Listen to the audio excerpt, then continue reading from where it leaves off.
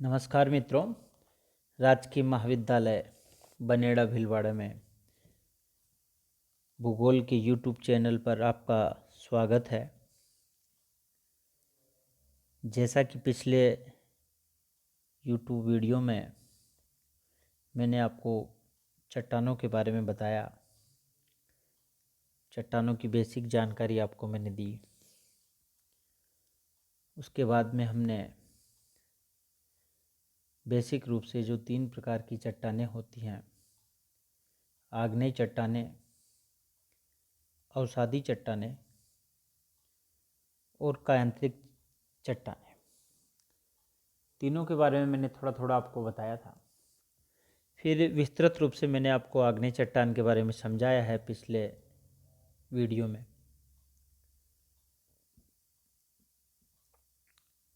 अब आपको शायद आगे का जो टॉपिक है आज का, उसको बड़े समझने में बड़ी आसानी होगी, ऐसी मैं अपेक्षा करता हूँ। अगर आपने पिछले वाला वीडियो देखा है तो आगे वाले इससे आज के टॉपिक को आपको काफ़ी आसानी से ये समझ में आ जाएगा।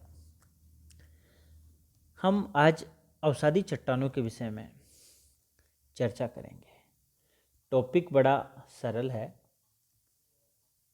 चट्टान वाला, और इसका जो आज के प्रकरण का नाम है, अपने टॉपिक का नाम है अवसादी चट्टानें।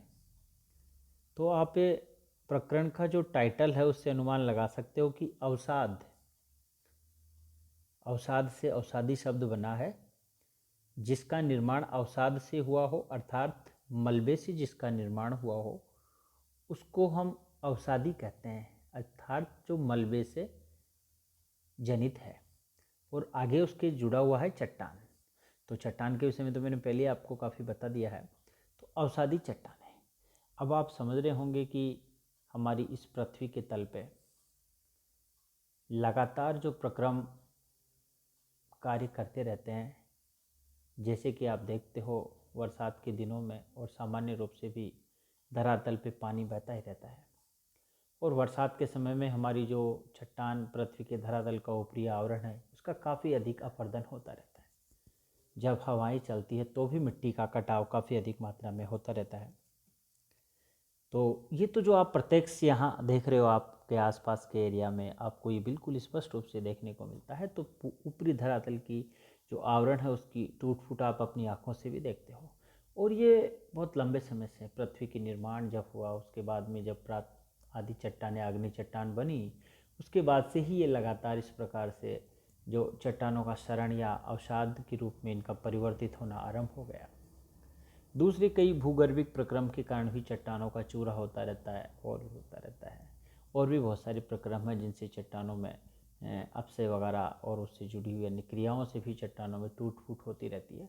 लेकिन आप जो व्यवहारिक जीवन में अनुभव करते हो कि बरसात के दिनों में जब पानी आता है तो चट्टान को धीरे धीरे, आप जो देख रहे हो ये पहाड़ी क्षेत्र, आपकी बनेड़ा पहाड़ियाँ आपने देखी है, तो वहाँ से जब पानी धीरे धीरे आता है तो काफ़ी काट छाट करते हुए आता है और अपने साथ जो है काफ़ी मलबा बहाकर लाता है। ये आप इससे बहुत अच्छे से इसको समझ सकते हो।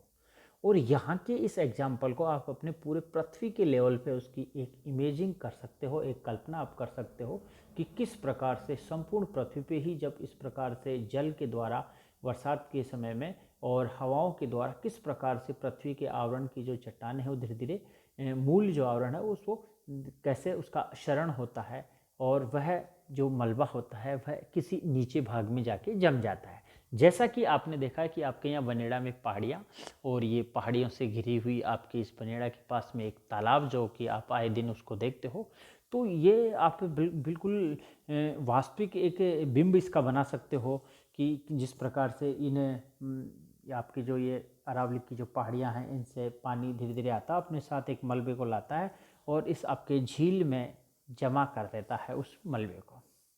अब कालांतर में धीरे धीरे हो सकता है कि आपकी ये झील जो थी काफ़ी कभी गहरी रही होगी और लगातार फिर ये इसमें मलबा जमता रहता है। अब कालांतर में ये जो मलबा है वो धीरे धीरे जम जाता है और जमने के बाद धीरे धीरे ठोस नीचे होता रहता है। तो ठोस होने से इसका कोई वैसे लिंक नहीं है, लेकिन नीचे एक एक के बाद एक परत जमती रहती है। जैसे इस साल मलबे की एक परत आई, कीचड़ की एक परत आई, उसमें जम गई, फिर दूसरे साल फिर आई, तीसरे साल फिर आई, या हो सकता है कि एक ही ऋतु में बार बार कई परतें उस पर जम गई हों।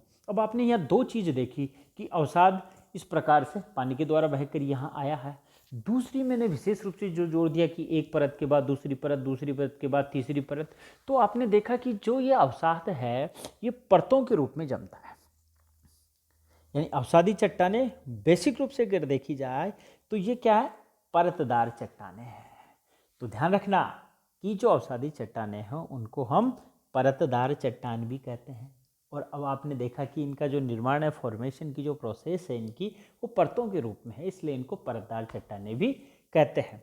अब ये जो आपका जीता जागता उदाहरण आपने यहाँ बनेड़ा का देखा, उसी प्रकार से जब हवाएं चलती है तो हवाओं के द्वारा भी, जैसे मान लो डेजर्ट एरिया है राजस्थान का बहुत कुछ पश्चिमी भाग, तो वहाँ पे भी लगातार हवाओं के द्वारा मिट्टी एक स्थान से दूसरे स्थान पे उसका स्थानांतरण होता ही रहता है और वो जमती रहती है। तो मिट्टी के द्वारा भी इस प्रकार से अवसादी चट्टानों का निर्माण होता है। लोएस इसका एक जीता जागता और बड़ा ही उत्तम उदाहरण है।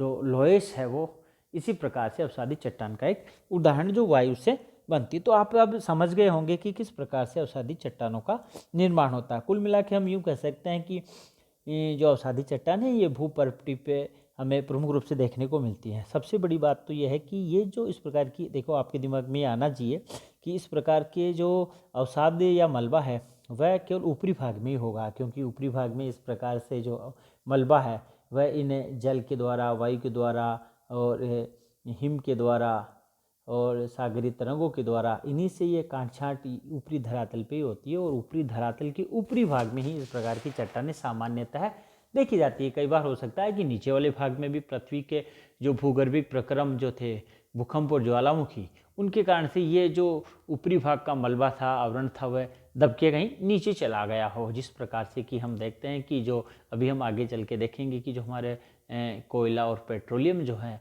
वो इसी प्रकार की जो अवसादी चट्टानें भूगर्भिक प्रक्रम के दौरान जो नीचे दब गए, काफ़ी अधिक गहराई में दब गए अवसादी भाग, मलबे की जो भाग, तो वो उसी रूप में, और वो जैविक मात्रा के आधार पे उसमें होता है कि जीवों के, आगे देखेंगे उसको हम। तो एक बार आपने ये देखा कि किस प्रकार से अवसादी चट्टानें या परतदार चट्टानों का निर्माण सामान्य रूप से हो रहा है। अब आप इस पे मूल रूप से इसको एक बार, जो मैंने आपको ये पिक्चर भेजी है उसको आप यहाँ देख सकते हो कि ये धरातल के 5% भाग पे टोटल जो अपना पृथ्वी का जो वॉल्यूम है उसके ये 5% से लेकर के 8% भाग को ये कवर करती है। और पृथ्वी की स्थल मंडल को अगर हम देखते हैं, ऊपरी भाग को देखते हैं, तो ये 75% भाग को ये जो अवसादी चट्टानें कवर करती हैं। स्वाभाविक सी बात है कि पृथ्वी के धरातल का जो आउटर है जिस पे हम रहते हैं, तो वहाँ तो इस प्रकार से देखो, आप देख सकते हो कि पानी के द्वारा, हवा के द्वारा और इस प्रकार के जो बाह्य प्रक्रम है वो बाह्य चट्टानों के मूल स्वरूप को नष्ट कर चुके हैं। चट्टानें अपने चूरे के रूप में, जो अवसाद के रूप में ही आपको जमी हुई दिखाई देगी। इसलिए अधिकांशतः आपने देखा कि 75% भाग पे हमें स्थलमंडल पे अवसादी चट्टानें हमें देखने को मिलती हैं। इसका तात्पर्य ये हुआ कि ये चट्टानें आग्नेय चट्टानों की तुलना में बहुत ही कम है। कम कैसे? क्योंकि ये केवल 5% भाग पे ही हैं, लेकिन स्थल मंडल के आउटर रूप पे अगर देखें तो ये 75% भाग को घेरे हुए है, परंतु पृथ्वी के तल पर वे विस्तृत रूप से फैली हुई है। अवसादी चट्टानें अपने महत्व को केवल विस्तार तक ही सीमित न रखती है, न कि भूपृष्ठ की गहराई के लिए। तो ये मूल रूप से अगर देखा जाए तो इनका केवल विस्तार जो है वो ऊपरी धरातल पे न होकर गहराई पे भी ये देखने को मिलती है। तलछटी चट्टानें उन चट्टानों से बनती है जिन्हें अनाच्छादन के साधन जैसे नदी है, हिमनद है, वायु है आदि। और मैंने आपको एक बड़ा अच्छा उदाहरण जो आपके यहाँ बनेड़ा में आप देखते हो कि बरसात की ऋतु में किस प्रकार से पानी के साथ मलबा बह के आता है, उसका उदाहरण भी आपको दिया है। तो ये बाह्य प्रक्रम जैसे नदी, हिमनद, वायु आदि जो हैं, ये क्या है कि निम्न प्रदेशों में मलबे को एकत्रित करते हैं और अनाच्छादित पदार्थों को तलछट कहते हैं। अनाच्छादित, देखो आप शब्दों को देखो, हिंदी के भी विद्यार्थी हैं आप में से काफ़ी ज़्यादा। आच्छादन, आच्छादन क्या होता है? ढकना, किसी चीज़ को ढकना, आच्छादित कर देना। यहाँ शब्द आया अनाच्छादन। अनाच्छादन यानी ये जो कारक हैं, नदी, हिमनद, वायु आदि, ये अनाच्छादन प्रक्रम करते हैं, यानी कि ये धरातल के ऊपरी आवरण को धीरे धीरे क्षरण करते हैं, कटाव करते हैं। आप जैसे कहते हैं ना, कटाव लग गया है, क्षरण करना, तो ये धीरे धीरे उसको वहाँ से हटाते हैं।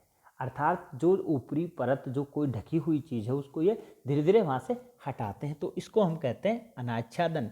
तो अनाच्छादित पदार्थों को ही हम तलछट कहते हैं, और वे जब वो ऊपर से पदार्थ हट जाते हैं तो वे किसी निम्न भाग पे जाके जमा हो जाते हैं जल के द्वारा, विशेष संदर्भ में वो नीचे वाले भागों में जाके। तो अनाच्छादित पदार्थों को ही हम तलछट कहते हैं, और ये तलछट परत के रूप में एकत्रित हो जाते हैं। इस प्रकार एक परत के ऊपर दूसरी परत बिछ जाती। अभी अभी मैंने आपको उदाहरण दिया आपकी बनेड़ा वाली जो झील है उसका। और कालांतर में यानी लंबे समय बाद में ऊपरी दबाव के कारण से ये तलछट थोड़ा सा सख्त हो जाता है, धीरे धीरे, स्वाभाविक है, ऊपर ऊपर एक के बाद एक परत जब आएगी तो ये धीरे धीरे सख्त आपका हो जाएगा। एक चट्टान का रूप धारण कर लेता है जिसे तलछटी या हम अवसादी चट्टान कहते हैं, और इसको हम तलछटी चट्टान कह दें या अवसादी चट्टान कह दें या परतदार चट्टान इसको हम कहते हैं। जैसा कि पीजी वार्सेस्टर नाम के जो विद्वान हैं उन्होंने इसको स्पष्ट रूप से अपनी परिभाषित किया है, उसको एक बार आप यहाँ देख सकते हो कैसे उन्होंने बताया है इसको। अवसादी चट्टानें, जैसा कि इस शब्द से विदित है, ये चट्टानें वे चट्टानें हैं जो मुख्यतः उन प्राचीन चट्टानों तथा खनिजों के टुकड़ों से बनती है जो कि पूरी तरह से संगठित हो जाते हैं और परतों में जम जाते हैं। बड़े सरल रूप से इन्होंने, तो ये कुल मिला के जो अवसादी चट्टानें हैं ये कोई अन्य चट्टानें थी उनकी चूरे से बनती है और धीरे धीरे ये क्या हो जाती है, संगठित हो जाती हैं और चट्टान का रूप ले लेती है। अब हम चर्चा करेंगे कि जो ये अवसादी चट्टानें हैं, ये अवसादी चट्टानें हैं, इनका हम वर्गीकरण या उनको हम अलग अलग कैसे कर सकते हैं, अध्ययन की दृष्टि से हम उनको किस किस रूप में देख सकते हैं कि ये हमें किस किस रूप में देखने को मिलती है। तो सबसे पहले जो हम यहाँ अभी जिक्र करेंगे कि अवसादी चट्टानों का वर्गीकरण करेंगे, और इन